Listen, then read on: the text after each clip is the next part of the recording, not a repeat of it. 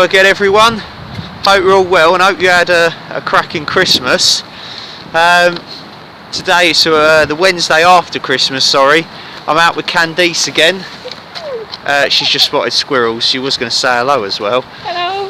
Yeah, she said hello. And yeah, we're at this place called the Friars, which is just behind where Candice is. The Friars, which is near Aylesford in Kent. And yeah, we're going to do an Aylesford day walk. It's about 5.5 miles or 5 miles I think from the 50 Walks in Kent book. So yeah, so this is like I don't know, like a monastery or priory or something. There's some really old looking buildings and stuff. It's a priory, yeah. So this is our start point. We're going to be seeing some really interesting sort of bits of history as well, some prehistory. We're going to be visiting Kitt's Coty house. I think it's called Little Kitt's Coty. I've got my new rabbit beanie on. I'll be giving some of these away in competitions. So yeah, Ali G goes for a walk and Boyakasha or some shit like that. Anyway, I'm hip, honest. Anyway, yeah, so should be a good little walk this. So enough talking, let's get walking. Banging. Aylesford Friary, the first Carmelite friary in Britain, dates from the 13th century. The property was seized in the Reformation and became a fine country house.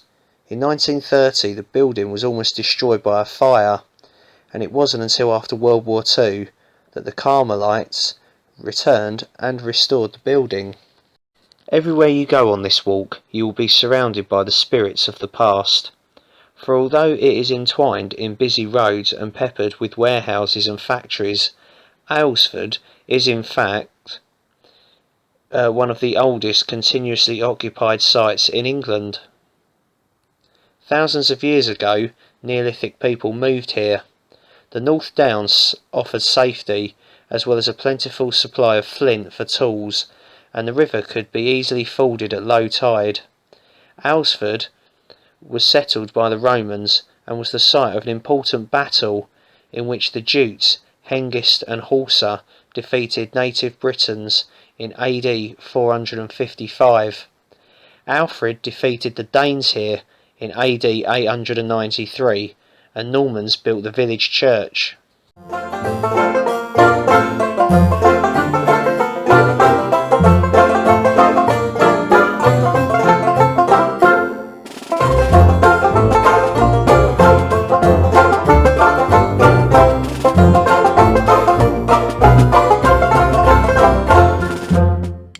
We've passed through Eccles. The other side of this hedge is a junction of roads, and then beyond that is the North Downs, the big chalk sort of ridge that runs across Kent.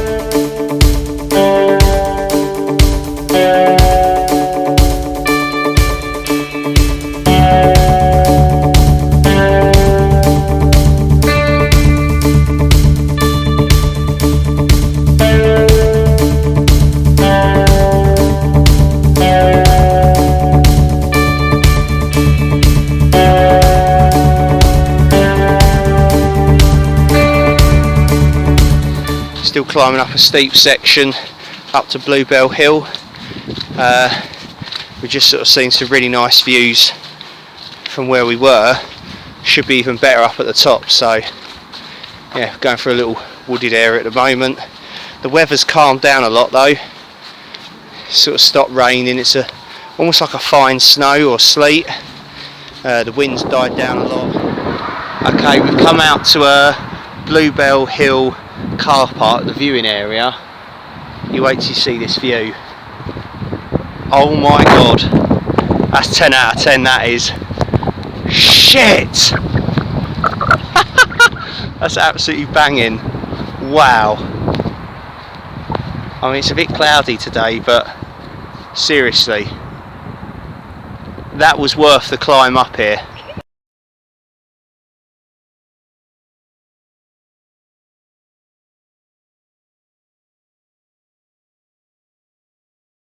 I think we're going to stop here and have a little break and a snack and stuff. We're sort of just over halfway round the walk and decent views, the weather's cleared up, so why not?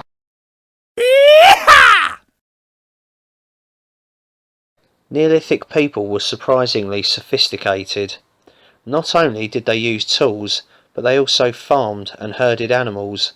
They created trackways, such as the route we call the Pilgrims Way, and traded with one another, not just within Britain but overseas too.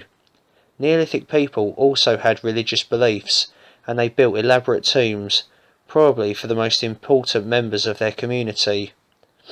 You pass one of these tombs on this walk, built, as was the tradition then, on high ground. It is known as Kitt's Coty House, the name meaning the house. Coty of Kitt, or Carthagena, an Iron Age leader who was once thought to have been buried there. However, this site is far older than that. Often called Kent's Stonehenge, it dates back 5,000 years and consists of 3 enormous upright stones with another huge stone resting on top. This stone portal would once have been buried under a mound of earth and was a communal burial site, probably for religious leaders. Okay, so this is the North Downs Way. We'd be walking along this, right? But if we turn off right here, get a load of this. This is Kitt's Coty house. Unfortunately, they've had to put it in a, round a Victorian wrought iron fence. But how cool is that? Wow! This is what I come here for. Brilliant. Well excited.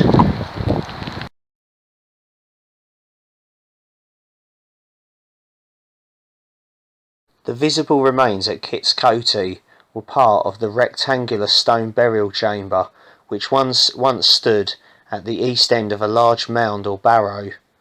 The mound was constructed by digging a quarry ditch along each side, which has since been infilled. These long barrows were built during the early Neolithic period, 3500 to 2800 BC, and represent the burial places of Britain's early farming communities. Long barrows are a rare survival and are often associated with other ritual monuments of various periods. Kitt's Coty is part of a small group in Kent and is perhaps the best preserved example. Okay, another little addition to this is Candice has just told me that all these little holes that you see dotted along the side of the monument, so I'm just wiping the lens, and all the little holes in it, apparently people used to put little prayers and spells and stuff in those holes, leave them as offerings and stuff.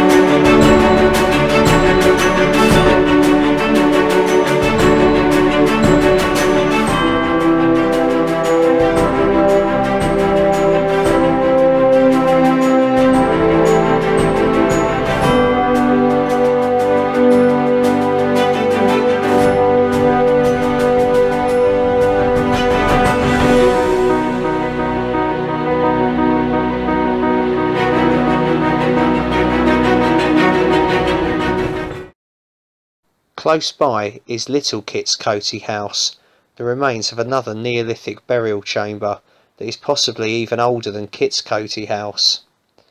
All you can now see are a mass of half-buried stones. They are sometimes called the countless stones because each time you count them you are said to arrive at a different number. Little Kitt's Coty, also known as the Countless Stones, is believed to be the collapsed remains of a Neolithic stone burial chamber. It is part of a group of these monuments spread along the Medway Valley. It comprises a group of 20 sarsen boulders and would originally have been partially or completely covered by a large earthen mound, although excavations here did not reveal any traces of one. The mound may also have been surrounded by a further ring of stones.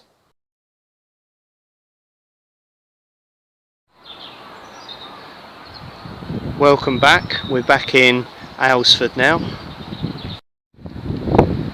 So this is the only pub we've seen on the walk, and it's in Aylesford, and it's called the Bush. Brilliant. Should we have a look in the bush? Get a drink in the bush, eh? Brilliant. Oh, I could come up with jokes for that all day. If you go to the back of the pub, you're deep in the bush. Oh.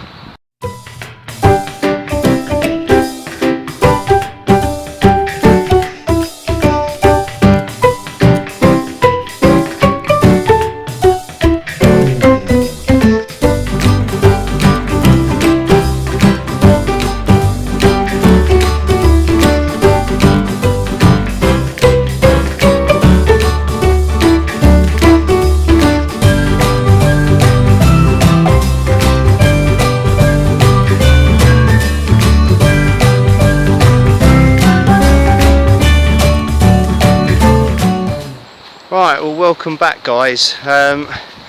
We're literally a few hundred yards from the Friars, the monastery and priory and stuff, where the car is. Hope you enjoyed all the history. We certainly did. It was pretty cool. Let us know what you think if you've been here before, and always, as I always like hearing from you. Thank you for watching. If you haven't subscribed already, please do. As always, cheers for the fantastic support so far, especially the last sort of few weeks. Yeah, cheers, and I will see you again soon. Laters. Bye.